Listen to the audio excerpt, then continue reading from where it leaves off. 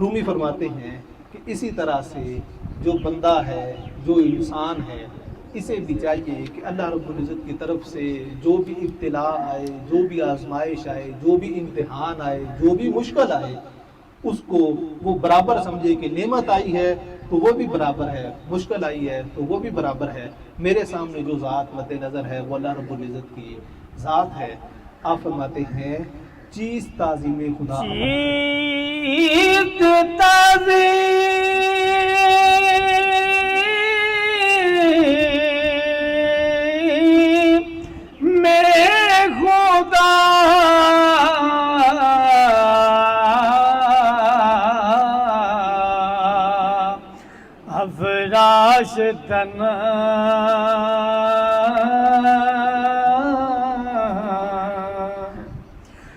خیشتن را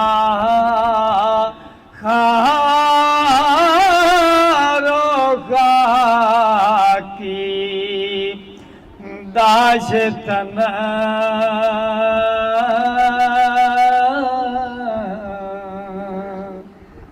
آپ فرماتے ہیں چیز تعظیم خدا افراشتن خیشتن را خارو خاک داشتن، کہ تو اللہ رب العزت کی عظمت، اس کی بڑائی وہ ظاہر کرنا چاہتا ہے کہ وہ کیا ہے۔ آپ فرماتے ہیں خیشتن را خارو خاک داشتن، تو اس کی بڑائی کو اگر تو پانا چاہتا ہے تو تو اپنے آپ کو مٹی بنا لے، مٹی کی طرح اپنے آپ کو باریک کر لے، مٹی کی طرح اپنے آپ کو ذلیل کر لے۔ رومی جہاں پہ نبی مکرم صلی اللہ علیہ وآلہ وسلم کی مدح سرائی بیان فرماتے ہیں، وہیں پہ یہ مٹی کے بارے میں بھی بیان کرتے ہیں۔ آپ فرماتے ہیں کہ خاک رامن خار کردم یکسری، کہ اللہ رب العزت نے مٹی کو مٹی اس وجہ سے بنایا ہے تاز ذل عاشقاں بوئے بری، تاکہ عاشقوں کی ذلت کا پتہ چل سکے کہ جو اللہ رب العزت کی ذات کا عاشق ہوتا ہے جتنا وہ ذلیل ہوتا ہے ظاہری طور پہ اتنا ہی وہ سر بلند ہوتا ہے۔ آپ فرماتے ہیں کہ جو مٹی ہے اس کے اوپر جتنا زیادہ ہل چلایا جاتا ہے، جتنا اس کو باریک کیا جاتا ہے، اتنا ہی زیادہ اچھا اناج دیتی ہے، اتنی ہی زیادہ اچھی فصل اگاتی ہے۔ اسی طرح سے عاشق کے اوپر جتنی زیادہ آزمائشیں آتی ہیں، جتنی زیادہ تنگیاں آتی ہیں، اس میں سے اتنے ہی زیادہ پھول نکلتے ہیں، اس کے اندر اتنی ہی زیادہ بہتری آتی ہے، اتنا ہی زیادہ اس پہ جوانی اور عروج آتا ہے۔ آگے آپ فرماتے ہیں خاک را دادیم سبزی و نبی، تاز تبدیل فکر آگا شبی، کہ مٹی کو اللہ رب العزت نے تازگی بخشی ہے کہ اس کے اندر جو بھی دانہ جاتا ہے وہ سر سبز ہو کے باہر نکلتا ہے اور شگوفے کی مانند ہوتا ہے، جس سے نئی نئی چیزیں نکلتی ہیں، ظاہر ہوتی ہیں۔ آپ فرماتے ہیں وہ کس وجہ سے ہے؟ تاز تبدیل فقیر آگاہ شوی، تاکہ جو اللہ رب العزت کی ذات کا فقیر ہے اس کی طبیعت کا اندازہ کیا جا سکے، کہ جیسے جیسے اس کی طبیعت باریک ہوتی چلی جاتی ہے، وہ اللہ رب العزت کی ذات کے سامنے اپنے آپ کو جھکاتا چلا جاتا ہے، ویسے ہی اس کی طبیعت جو ہے وہ بڑی شگفتہ، ہلکی پھلکی، اور وہ ایسے ہوتا ہے کہ جیسے یہ بڑا بے غم ہے، اس کو کوئی پریشانی نہیں ہے اور یہ دنیا میں رہتے ہوئے جنت کے مزے لے رہا ہے۔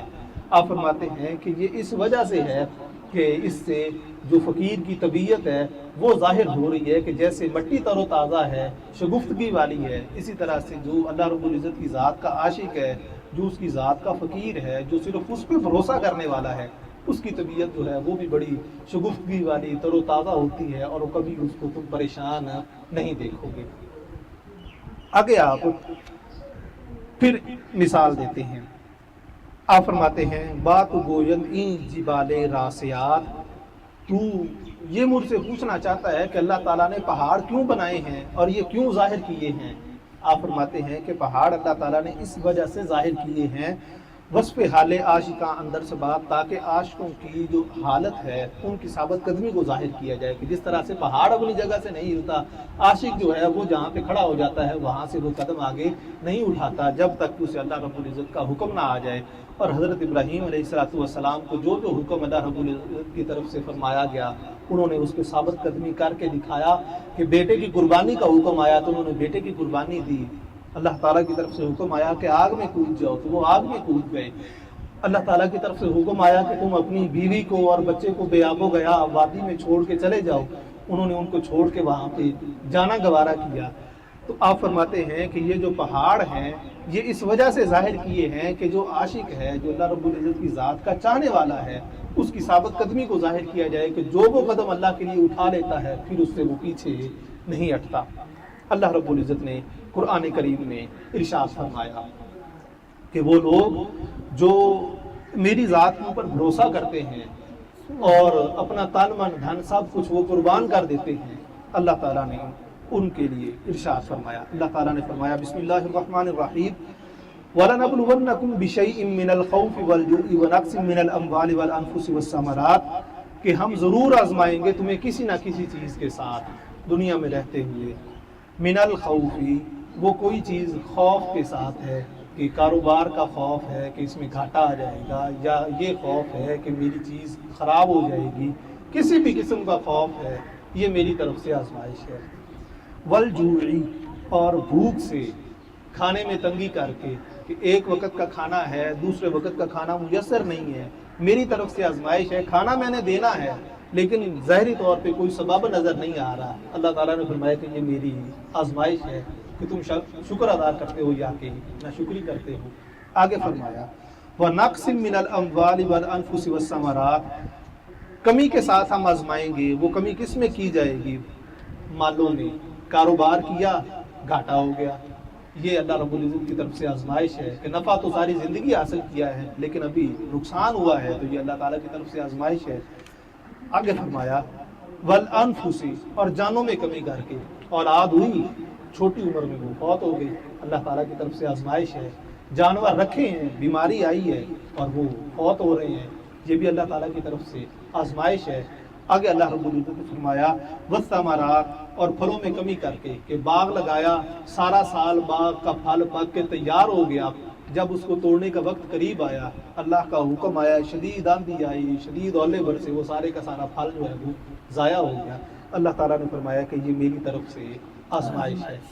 آگے فرمایا وبشر الصابرین اور خوشخبری ہے صبر کرنے والوں کے لیے کہ جن کے اوپر یہ آزمائشیں آتی ہیں وہ واویلا نہیں کرتے، چیخ و پکار نہیں کرتے، بلکہ صبر کا دامن ہاتھ میں پکڑتے ہوئے میری ذات پہ بھروسہ رکھتے ہیں، ان کے لیے خوشخبری ہے۔ کیا ہے؟ الذین اذا اصابتهم مصیبت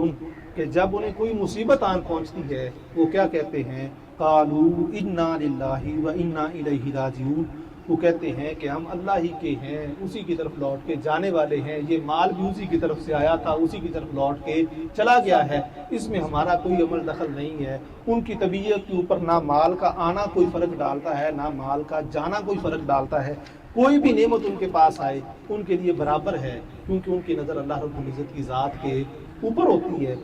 اللہ تعالیٰ نے فرمایا اولئک علیہم صلوات من ربہم یہی وہ لوگ ہیں جن کے اوپر اللہ تعالیٰ پھر مہربانیاں فرماتا ہے، اپنی نوازشات فرماتا ہے۔ آگے فرمایا